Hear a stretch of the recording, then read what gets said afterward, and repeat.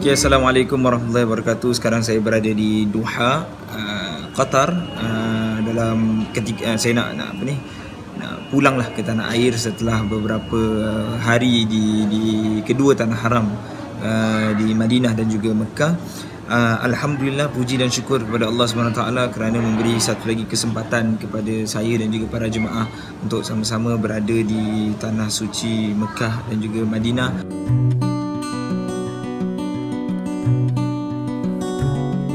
Saya selalu melihat bahawasanya kita datang ke Madinah dan Mekah ini adalah daripada jemputan Allah SWT dan bukan daripada harta kita semata-mata. Itu hanyalah musabbab. Berapa ramai orang-orang yang mempunyai harta, mempunyai kesihatan tetapi tidak dijemput oleh Allah SWT untuk sampai ke sana. Bahkan ada juga orang yang sakit, yang tua, yang mungkin tidak begitu mewah kehidupannya, dapat dijemput oleh Allah untuk berada di sana.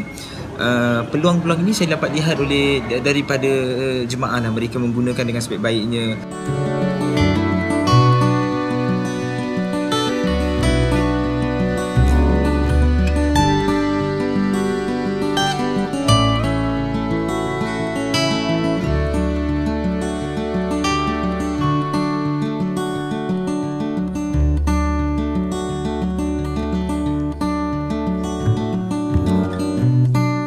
Dan satu perkara yang menarik, kita di sekitar Mekah kita dapat melihat sendiri sejarah perkembangan Islam daripada masyair haramnya. Kemudian kita sempat juga kita ke Taif.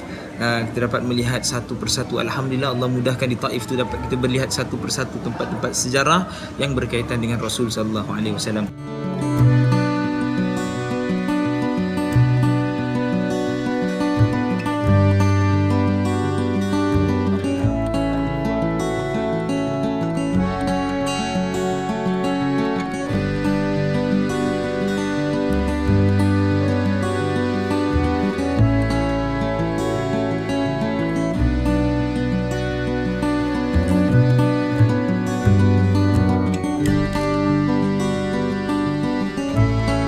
InsyaAllah bagi siapa yang berminat, nanti bulan 2 sekali lagi biiznillah, dengan izin Allah saya akan datang sekali lagi pada bulan 2 pada Hari Raya Cina. InsyaAllah bermula daripada Hari Raya Cina.